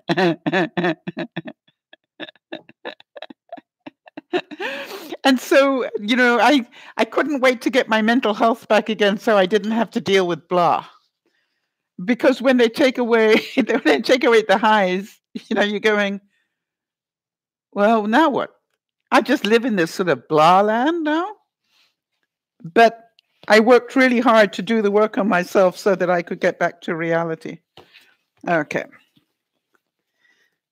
Now then, I have messed up my board. And do you know what will fix that? One moment, please. I want to do it before it sets in too deep.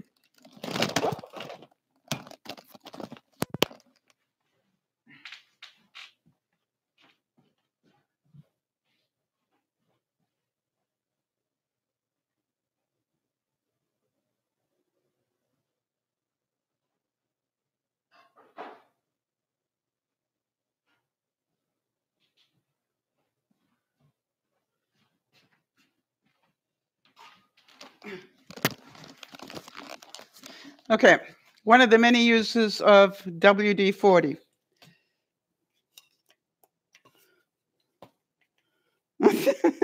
Hang on. Thank you. Doesn't even want to come off with that. That's interesting. Needs a bit of elbow grease, I think. How many of you found great uses for WD-40? It's a miracle worker, in my view. Of course, I've now got so much of it on here, but my board is nearly clear again. Kerry, if you're on an antidepressant that causes mania, I'd be discussing that very seriously with my doctor, because that is not what it's meant to do at all.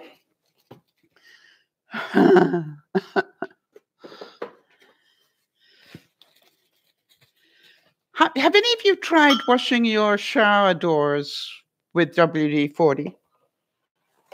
I now have a totally clean board. It is no longer ruined. How about that?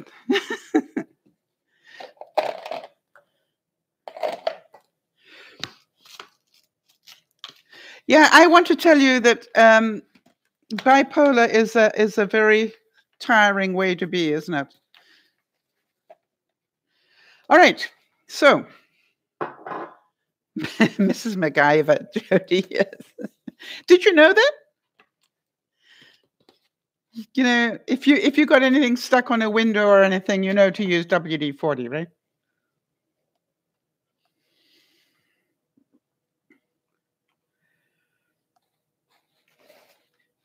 So all I would say is that's Kerry, that the manic phase is so tiring.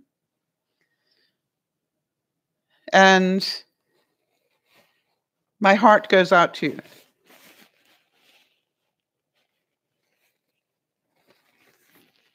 I used to be a lot like Beth and need that very high exhilaration to feel like I was alive.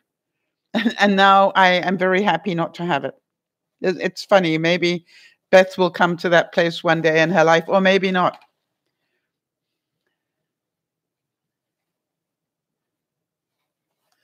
Right. So what Kerry's saying is that she's got a cocktail of and stuff that she takes so that she can balance out some of those negative effects of some of those manic creating antidepressants. Wow.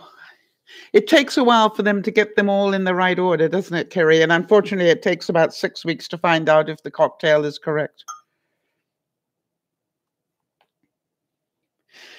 Tony Robbins said, take the opportunity to learn from your mistakes. Find the cause of the problem and eliminate it. Don't try to be perfect. Just be excellent example of being human. How many of you really need to understand that? A successful person still makes mistakes. They just don't get bent out of shape by them. It's like, oops, I need to correct that. Next, onwards, move on. All right?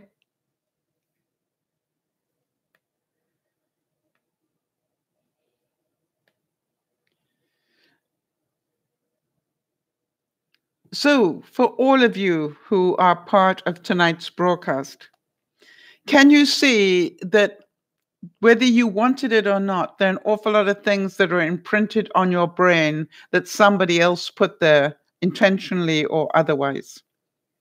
I'm hoping that you can see that. I'm hoping you can see that all the political campaigns are busy trying to imprint things on your brain.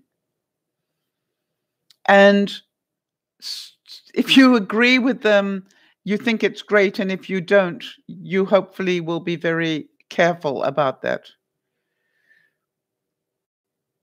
All right. Kerry says, I stay on top of my moods. I'm religious about it. It's the only thing I'm religious about. My mental health is my number one priority.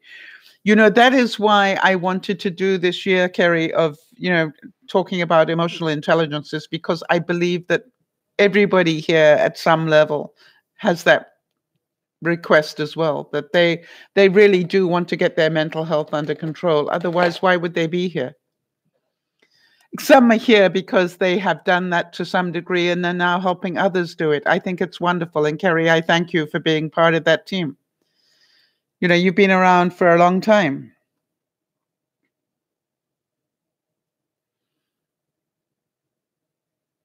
So I am hoping that some of you can see that if you want to change your life, you can. If you want to change your life, you may want to change what you're saying to yourself.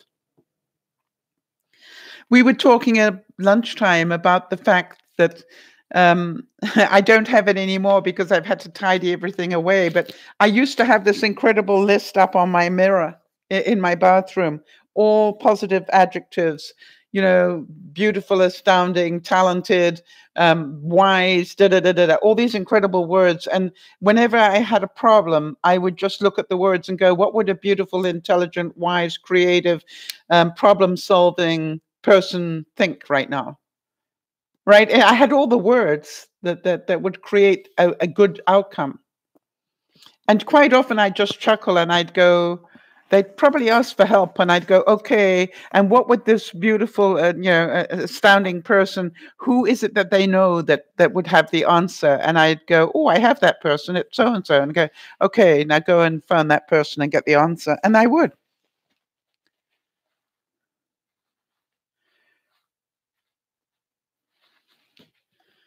So there are days I have to remind myself. It's a bit like my weight, which is, why did I suddenly put on weight this past week? It scared me, quite honestly. I was doing so many good things, and then why did I suddenly put on weight? And I went into that emotional state, and I got stuck there for a little while, and then I just kicked myself out and said, staying stuck in this emotion is not going to help me lose weight. I need to get out and do something about what I'm doing there. Let me work out what I stopped doing. And when I really got honest with myself, there were things that I had stopped doing. I had stopped taking certain things that I was taking. I had stopped prepping the meals as well. I had stopped doing all sorts of things. I was getting complacent. And guess what happened? I started to put on weight again. It's quite simple. When you do the wrong things, you get the wrong results. When you do the right things, you get the right results. And so, Kerry, it might have taken you 17 years to get the right answers, but I'm sure that you're happy that you have got the right answers. Yeah, Jody found the same thing. She'd been slipping as well, and on doing the right things.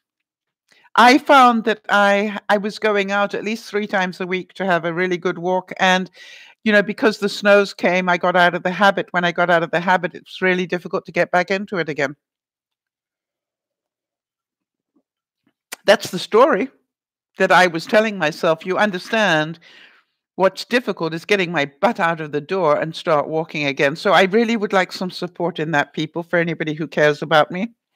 If you would like to be my friend, can you just keep asking me, did you get outside the house today and walk? Because whatever excuse I give you is an excuse. Today, Friday is always a good day for an excuse. It's Friday. I can't walk on Fridays. I'm too busy with the broadcast, which is true. Yes, Beth. Isn't that the truth, right? When you get comfortable, we rationalize, our way back to the old ways. I think the old ways start to just creep back in again, and we don't even know it. We're not aware. And so that's why I was really glad. You remember what Tony Robbins said about making a mistake? I got such a shock that I suddenly packed on 3 pounds. And yeah, Jody's saying the carb monster crept up on me a little bit. Yeah, it did on me as well.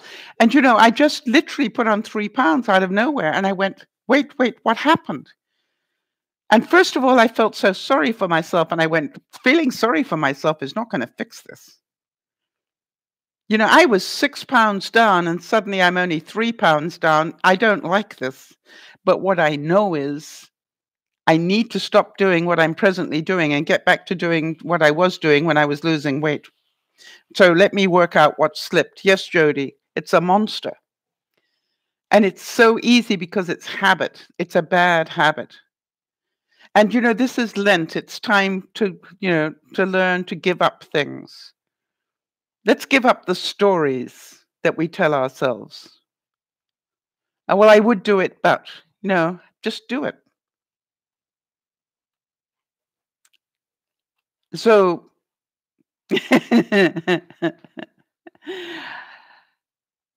may I ask you, can any of you now see that you have got stuff imprinted in your brain, and some of it's good and some of it isn't?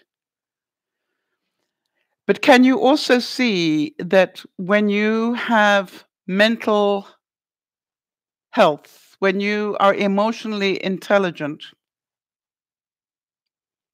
then you realize that you can control what's imprinted? The same as I can control what I eat if I choose to.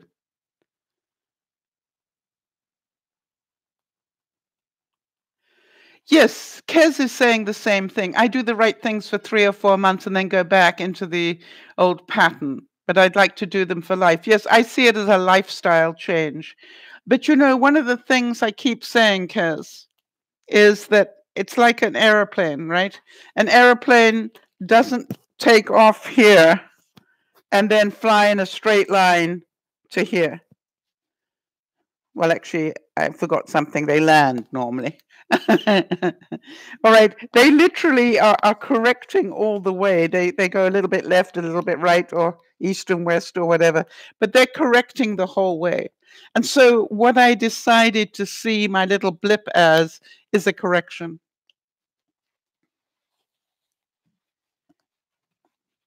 All right. So, let me see what Beth is saying here because she understands a lot of this stuff.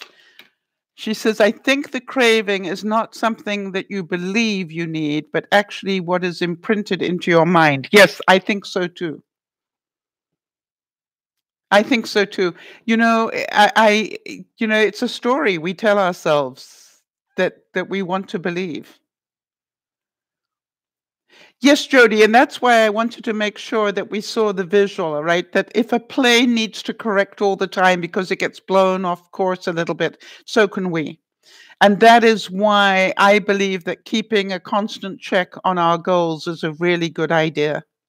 Is it something we're just saying to ourselves, or is it something that we're doing? Can we actually prove that we're doing something about it? You know, I was telling, it's like rationalizing something. Yes, and, you know, it's rational lies. You know, it makes a lot of sense the way that you tell it, but it's still a story. It's not really the truth. And so that's why I like the word rationalize, because it is very rational lies, you know.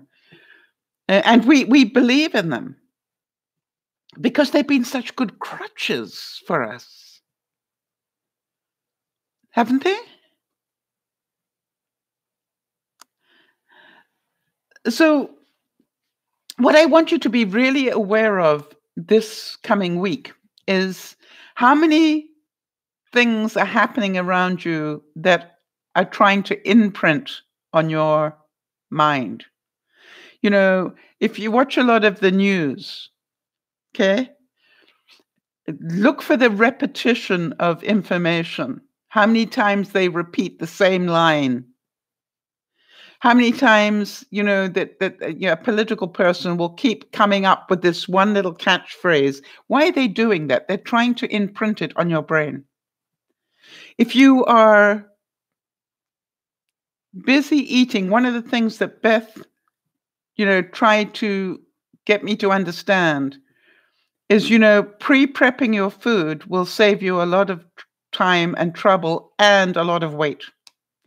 You know, Beth, it's really interesting that when I got back to pre-prepping the food, I felt a lot better as well.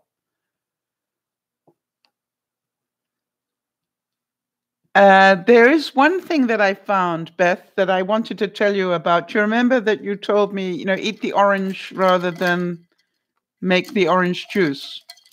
I found something new for me, which is you also talked about the fact sometimes you need to drink rather than eat, but you don't realize that. I found that I now make myself one. This is a mixture, Beth, of carrot and orange, including some orange peel and some lemon and lemon peel. And I make myself up about a cup of that every day. And then I water it down with ice cubes and water. But what it's still got in it is the pulp, and it's still got bits of the peel. So it's sort of like a drinkable meal almost. And I find that I drink that all day long, and I'm putting in a lot more liquid that way because I don't really like the taste of water very much, but I can drink that. And I realize that having a little bit of the peel in there is a little bit of food, right? So I actually can stop that food craving just by having a sip of this. So I just wanted to thank you because it made sense to me. Niash was saying, I had a bit of an imprint, always thinking negatively. Well done, Niastra. If you can see that, that is awesome. trying to change everything into what I wanted it to be and still struggling with changing the negative mindset into a positive. But I'm noticing I'm no longer, we're waiting for the rest of that. All right, Beth is saying it's like shopping and rationalizing the reason to buy it is because I want it, but we don't need it, all right? We rationalize everything to make ourselves have an acceptable excuse. Yes. Wow, Nyasha. All right, so that what she ended up by saying is, let me get that, still struggling with changing their negative mindset into positive, but I've noticed I am no longer sad. Oh, big hug for you, Nyasha. And you did that for yourself. You see, you have started to change the imprints. You realize you are responsible for the way that you feel, not somebody else. That is awesome work, Nyasha. But please be gentle with yourself, right? This takes time. It'll take a lifetime. All right. As we were saying, you're going to constantly need to be correcting the way that you're thinking. Kerry will tell you that she was on a really good path and then suddenly something happened and she started to go off the path again. And so we are all doing that, right? I had it. I was doing really well with losing weight and then suddenly it started to slip. Jody had the same thing. So that is why we meet up 3 times a week. That is why we keep talking about these things, is so we can keep reminding ourselves we need to be vigilant. We need to constantly check what we're doing. We need to give up the lies and keep telling ourselves the truth. Beth, I totally agree with you. One of the biggest problems we all have are the lies that we tell ourselves, the rational lies. And I don't think any of us will ever be perfect. Now, Nana will say that we're all perfect to start with, but my reality is that I'm just working on me. I was talking at lunchtime about be careful not to compare yourself with other people. You see, when we're talking about those of you who are supporting me in my virtual mission when I'm doing this virtual walk, it's not about beating somebody else. It's about just trying to improve your own score. It doesn't matter whether you've done 1 mile or 16. What is important is, are you happy with your own progress?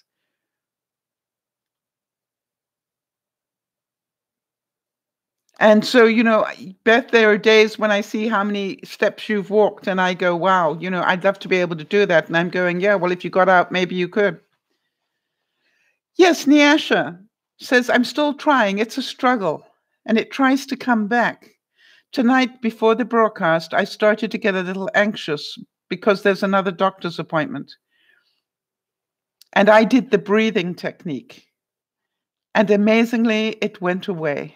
Oh, Nyasha, when you do the right things, you get the right results.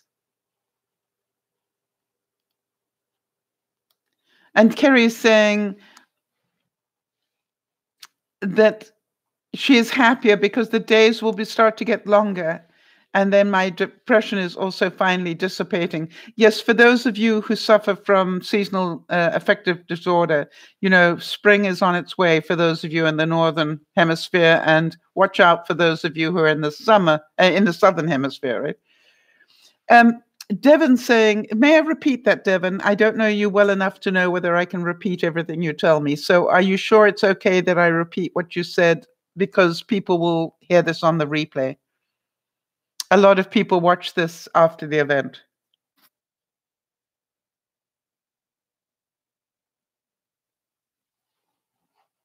Okay, so Devon's saying, thank you, Devon. I have generalized anxiety disorder and panic disorder. We've got quite a few people in that league here, Devon. She says, I'm on meds and in therapy, but still dealing with the negative lies I keep feeding my brain. Yeah. You know something? We're going to be doing one program, and Jody, please follow up with me on that one. I want to do a program on some of the cognitive stuff that if you just give me a reference about Charlotte's story, Jody. Charlotte wrote me some incredible progress that she had made, and she gave me the examples and gave me permission to use it. All right, so Beth is saying, and I am smoking still. I want it, I don't need it. It's okay, but just one more. Yeah, right. You know something though, Beth? What I know is that when you are ready again, you will quit again. I think what I'd be looking at is what happened that you couldn't cope, that you needed to have a cigarette because you had stopped. And therefore, you see, and it may take you 2 or 3 years to stop again, or you may decide to stop, next month. I found that I think I quit 5 times before I actually quit for good. So hang in there. Don't quit on yourself is what I would say. Niasha saying, yes, and I'm really listening and putting these techniques into practice and making them part of my life. These were never a part of my upbringing. And now that I do have them, I'm using them. Wow, Niasha. Yes, Beth. You see, that's what I was saying. Beth is saying when she goes and has a cigarette, her hamster wheel stops for 7 minutes. Yes. But what I found is that was what I did. I used to go out and have a cigarette so I could rest. Good that you can see that, Beth. Kerry's saying, I suffer from panic attacks and have anxiety disorder. I am bipolar and have severe PTSD. That's post-traumatic stress disorder. But I'm constantly working on myself and I refuse to give up. We're so glad that is true of you, Kerry. Yes, Kerry, can we check on the new job? Tell us about it if you will. Yeah, you bet you're worth it, Kerry. We think so too. By the way, Kerry, can I tell you a little truth? There were a number of people who saw you withdraw and were worried. And it was so cute because one of the things I know about you is you have a pattern. And so when I saw you start to withdraw, I tried to find out what was going on, and then I realized what was going on. But you know something else? I know you well enough to know you're smart. You'll do something about it.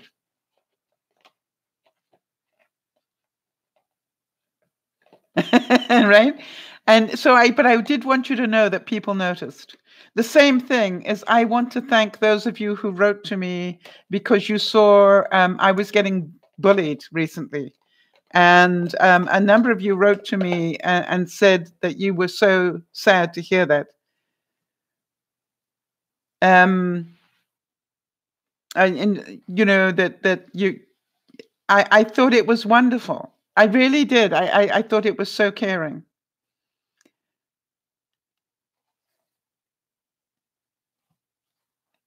And I had to remember what Tony Robbins said, if you keep on doing what you are doing, you're going to keep getting the same result. So what needed to change was the way I dealt with it. I was getting a little bit bullied. But it's okay. It's like I see them all as little hurdles of testing whether I'm practicing what I'm talking about or not. And if I'm getting this happening, if I'm getting triggered, then I'm not listening to my own advice. So I changed the way I dealt with it. It's not really important, Yasha. Just know that it happened. I really don't want to go back down that road. So what I wish for you all is, Kerry, tell us about the job.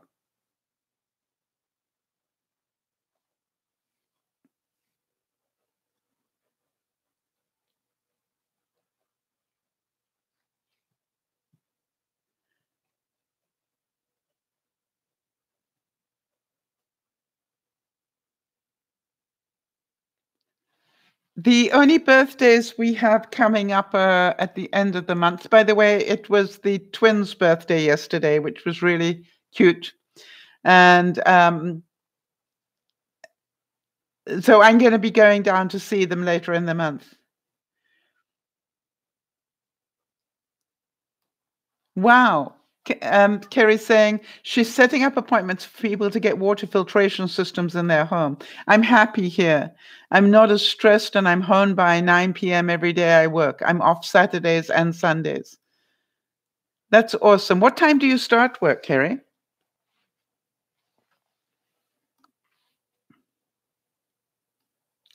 Yes, happy International Women's Day. For those of you who missed the lunchtime broadcast, you may want to have a listen to that. We had some great quotes going on there. And as Jody so rightly says,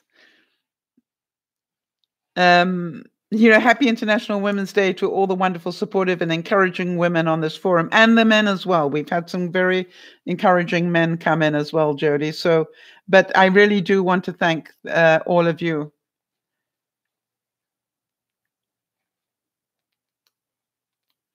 So you work a 3 to 9 shift. That is interesting. That would be ideal for me. I'm a night person, so that would really work, right?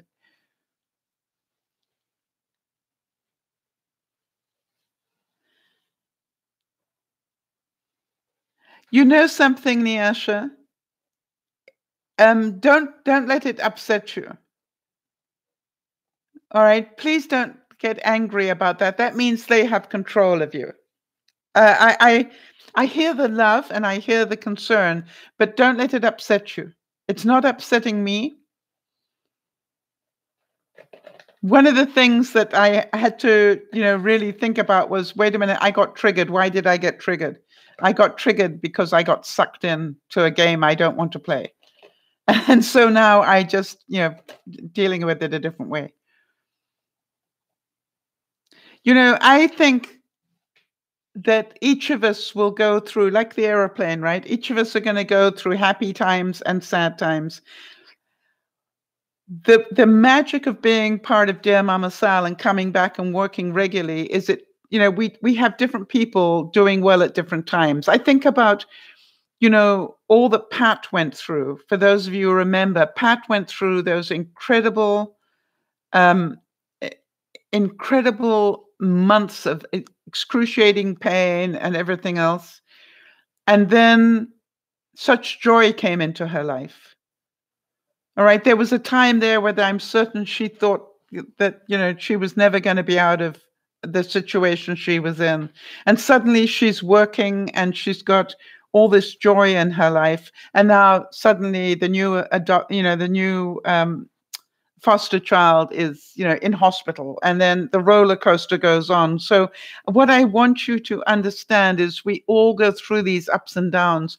What is so magical about our extended family is that the one constant, hopefully, is that we're all here to hold each other's hand through it.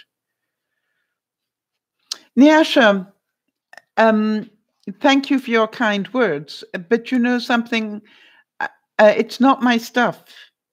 Right? It's not about me. It is about when you get to the place you can see it, that it's just like, it's okay. It's not about me. I don't have to change. I just have to change how I deal with it. That is the difference. I don't think it was hate necessarily. You got to think about, why does somebody pick on another person? I don't think it's necessarily hate. And for any of you, who have been on the wrong end of that, you will probably also agree. I assure you, I have had some pretty big haters in my time of being DearMamaSal, and that is okay. That is okay. That is part of. I've always said, to be a YouTuber, you need to have a very thick skin. And some days my skin is not as thick as it needs to be. Okay, Kerry is saying tonight was a rough first night because it was a new system and a difficult program, but by Monday will be a better day. Yes, and every day, a month from now, Kerry, you will be running the place. We know that. It's like Beth, you know. So I'm really happy for you and that you are happy. Isabel, I am continue to be delighted. By the way, Isabel, I wanted to follow up with you. Did you get out and about at all this week? I have a note somewhere in my notes that says that you wanted to get out and about and meet people. Am I correct in that? And if so, did you do anything about it?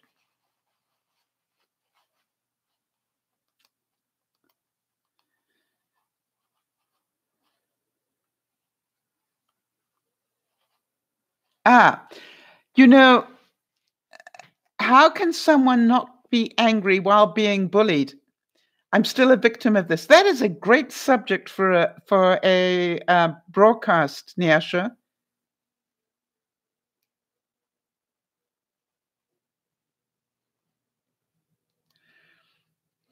Why don't we do that? Because even if you're not getting bullied, maybe somebody you know is getting bullied. So why don't we come up with a few ideas on how to cope with that?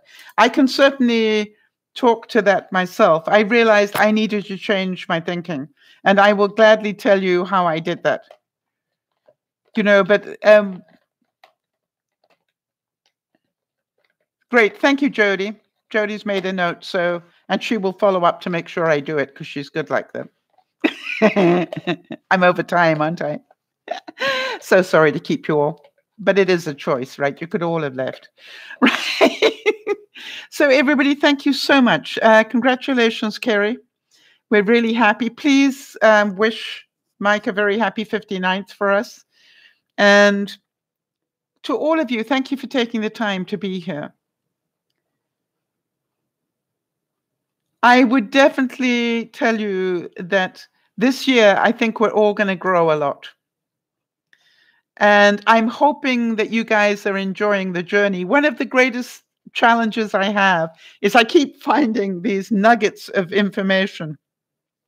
And I keep thinking to myself, how can I explain this to the group that everybody gets it?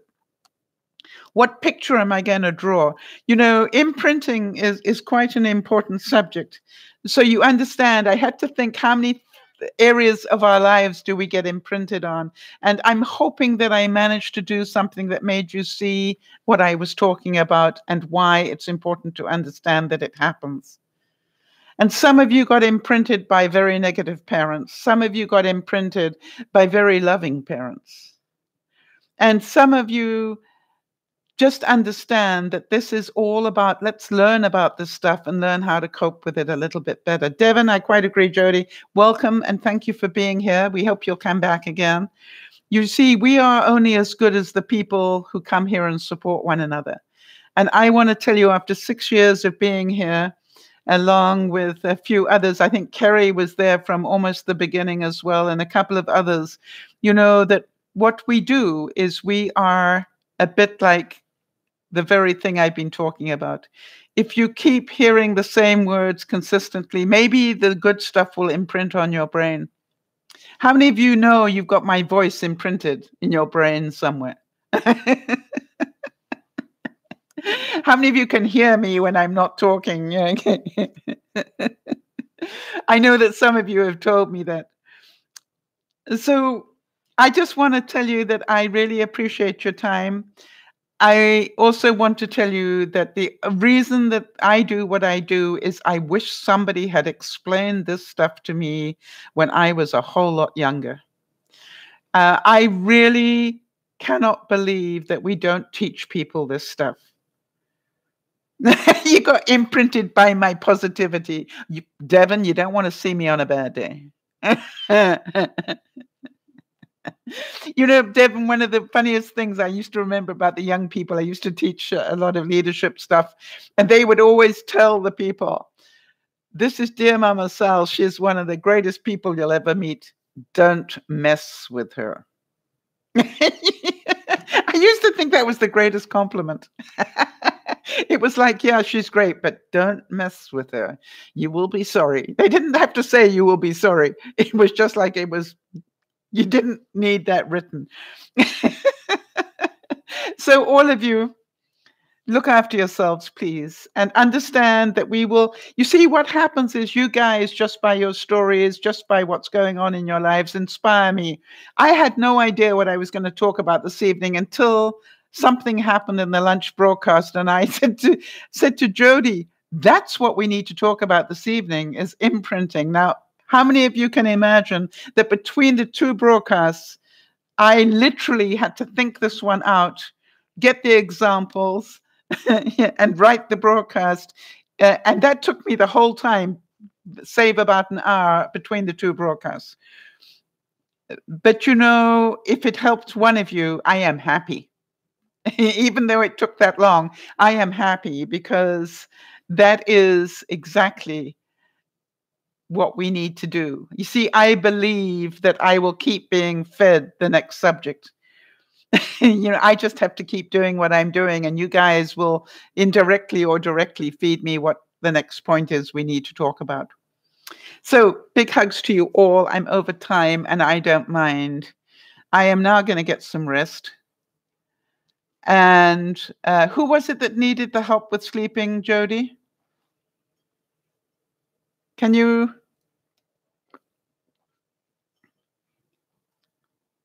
I know you'll send it to me. Anyway, Jody, do you have that person's contact information? If not, we'll get them to Isabel. Okay, I have Isabel's contact information, so no problem. If you send me the link, Jody, I know you've got it, and we'll put it up. Isabel, I'll send it to you, but I'll also put it up on the DearMamaSal.com.